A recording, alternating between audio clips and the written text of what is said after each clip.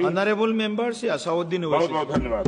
धन्यवाद सर, आपका शुक्रिया कि आपने बोलने का मौका दिया। आपका बेहद शुक्रिया सर। सर, मैं इस बजट की मुखालिफत में बोलने के लिए खड़ा हूं और इस बात को ज़हन नशीन करनी चाहिए सर कि पिछले 25 साल में से 15 साल बीजेपी और एनडीए इख्तिदार पर है और यही बुनियादी वजह है कि आज एक ग्रेजुएट बेरोजगार है, किसान खुदकुशी कर रहे हैं, एमएसएमई बंद हो रहे हैं और चीन से बगैर इंपोर्ट करे हमारे देश का निजाम नहीं चल सकता। ये सब जिम्मेदारी इस हुकूमत पर आयद होती है सर। वजीर आजम कहते हैं कि मुल्क विकसित भारत की राह पे है। मैं कहना चाहता हूं कि ये उस वक्त तक मुमकिन नहीं है जब तक इस मुल्क की 80 करोड़ आवाम फ्री राशन के बगैर जिंदा नहीं रह सकती। विकसित भारत उस वक्त तक मुमकिन नहीं है सर जब हमारे देश की लड़कियां न्यूट्रिशन और तालीमी मौके उनको बच्चों की तरह नहीं मिल जाते। सर, विकसित भारत उस वक्त तक मुमकिन नहीं है जब हमारे मुल्क के बच्चों को जो पढ़ना नहीं आता, प्रॉपर सेंटेंस नहीं लिख सकते। सर, विकसित भारत उस वक्त तक मुमकिन नहीं है जब इस देश की बहुत बड़ी आबादी गरीब है, एब्जेक्ट पॉवर्टी में है। विकसित भारत इस वक्त तक मुमकिन नहीं है सर जब देश के 15% मुसलमानों को तालीम से, रोजगार से, सियासत, इंतजामी और गवर्नेंस से मजहबी तासुब की बुनियाद पर खारिज कर दिया जाता है। सर, 2014 से रियल वेजेस में गिरावट आई है या स्टैग्नेशन हुआ है। हर साल 1.3% की कमी हुई, यानी हर साल वतन अजीज के शहरी गरीब होते हैं और बरसर इख्तिदार की जमात की दौलत में इजाफा होता है। 750 उन्होंने अपने नए पार्टी ऑफिस पूरे देश में खोले हैं और एक गरीब को पीएमएवाई में बगैर रिश्वत करप्शन के घर नहीं मिलता। सर, तनख्वाहों में कमी, गिरावट से सबसे ज्यादा नुकसान मुसलमान, दलित और आदिवासी को है क्योंकि इनमें सबसे ज्यादा गरीब हैं। सर, मोदी हुकूमत ने इन तीनों तबकों के खिलाफ ऐलान जंग कर दिया। क्या मन की बात से एक औसत घराने को खाना मिलता है? सर, वजीर आजम ने हालिया आवाम को, जनता को मशवरा दिया कि खाने के तेल में कमी करने से जिस्म का वजन कम होता है। सर, मगर इस हुकूमत के मोटापे का अंदाजा लगाइए कि 2014 और 22 से मोदी हुकूमत ने एडवर्टाइजमेंट के ऊपर 3,260 करोड़ रुपए खर्चा किए। तो मालूम हुआ कि देश के प्रधानमंत्री मोदी जी एक एग्जाम वॉरियर भी हैं और एक डाइट कोच भी हैं। सर, खाने के तेल का होलसेल प्राइस इंडेक्स 2014 में 104 था, 2022 में 182 हुआ, 2024 में 145 होता है। ये पॉलिसी हुकूमत किसके लिए बनाती है? गरीबों के लिए नहीं बनाती, हम जानते हैं। सर, 80% भारत की आबादी माइक्रो न्यूट्रिएंट डिफिशियंसी है, सफर करती है।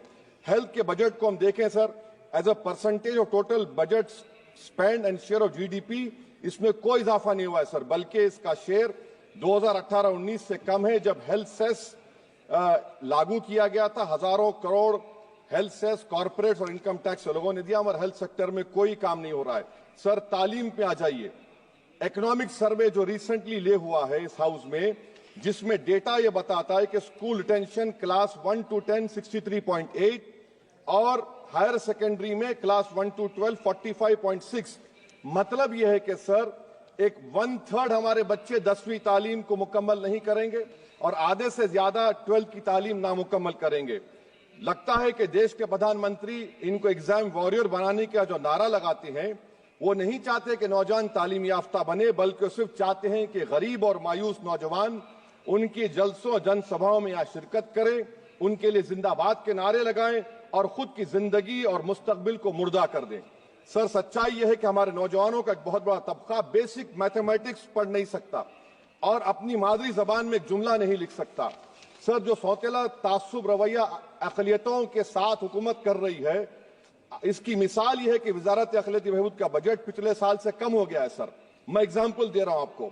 जो pre matric, post matric, MANF, free coaching, interest subsidy education loan है, एलोकेशन फॉर एजुकेशन एम्पावरमेंट में जबरदस्त कमी आई है। सर, पिछले साल 1575 करोड़ था सर, इस साल 678 करोड़ कर दिया गया है। सर, सेंट्रल सेक्टर की जो स्कीम्स है, जिसमें education, empowerment, skill development, PM विकास है, 2024 में 2120 करोड़ में से सिर्फ 770 खर्चा किए गए। सर, 2025-26 में उसको 1237 करोड़ कर दिया गया। सर, ये सरकार अक़लियतों को और खास तौर से मुसलमानों को मुकम्मल नजरअंदाज कर दी गई है। प्री मैट्रिक स्कॉलरशिप सर, पिछले साल 326 करोड़ में से 90 करोड़ रुपए खर्चा किए गए। पोस्ट मैट्रिक में इस साल 65% कमी कर दी गई, सिर्फ 413 करोड़। मेरिट कम मीन सर 33 करोड़ से 7 करोड़ कर दिया गया है।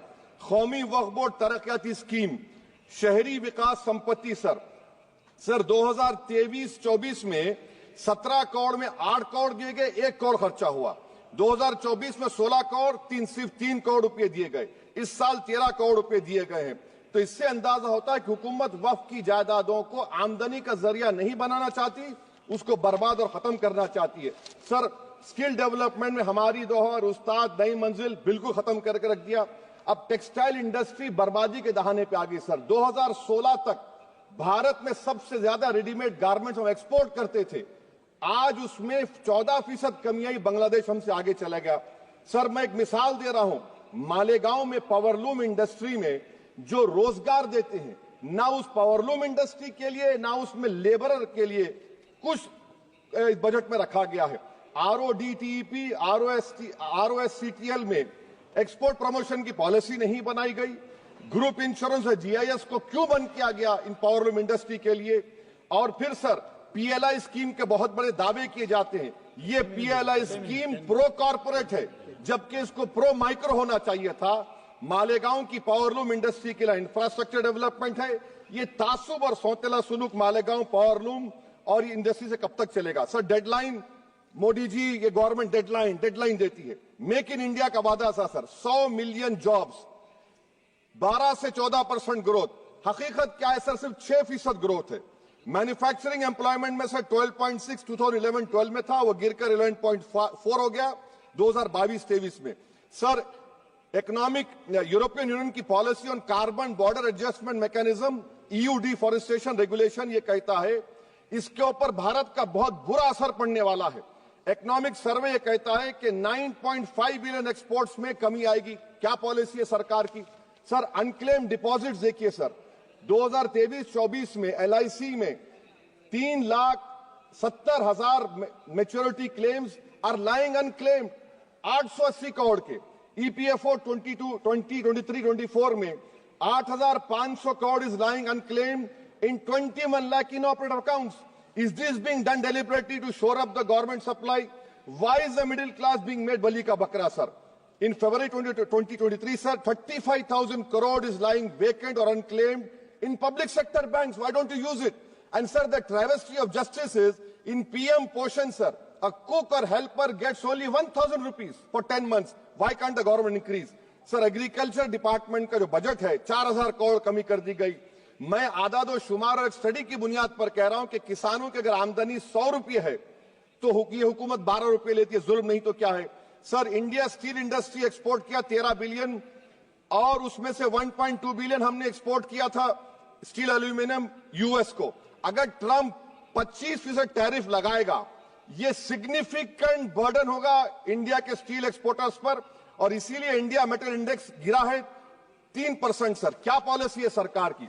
सर कंक्लूजन में अब आप देखें, the revenue through income tax is set to increase by 4 lakh crore for BE24, while the corporate tax is only set to increase by 60,000 crore. Despite corporate profitability an all-time high, while wage growth remains subdued, the share of income tax in total revenue has risen to 22.7% in financial year 19 to 33% in 25, while the share of both GST and corporate tax has declined. This means that it is still the individual taxpayers paying income tax that is funding the government, while corporations get an easy ride, sir. In conclusion, sir, the state I come from, Telangana से मैं आता हूं, तेलंगाना की आवाम ने 8 MP BJP को दिए। एक project आप नेशनल प्रोजेक्ट नहीं कर सकते। पालमारू इरिगेशन प्रोजेक्ट को नेशनल प्रोजेक्ट नहीं बनाते, गोदावरी के पानी को लाने का प्रोजेक्ट आप नहीं देते, मेट्रो को नहीं देते, एक स्टील बायारा, मेरे 8 MP आपके जीत के गए। ये लगता है कि बेचारे वो कितने कमजोर हैं कि जिस रियासत से जीत कर गए वहां पर कुछ नहीं कर सक रहे हैं, सर। तो इसीलिए मैं इस बजट की मुखालिफत में खड़ा हूं। इससे कोई रोजगार में फायदा नहीं होगा, विकसित भारत नहीं बनेगा। आप लाख बोल लीजिए, हम 12 लाख का बाजा बजाइए, मगर बाजू GST का एक चौकीदार खड़ा हुआ है चोरी करने के लिए। बहुत बहुत शुक्रिया सर।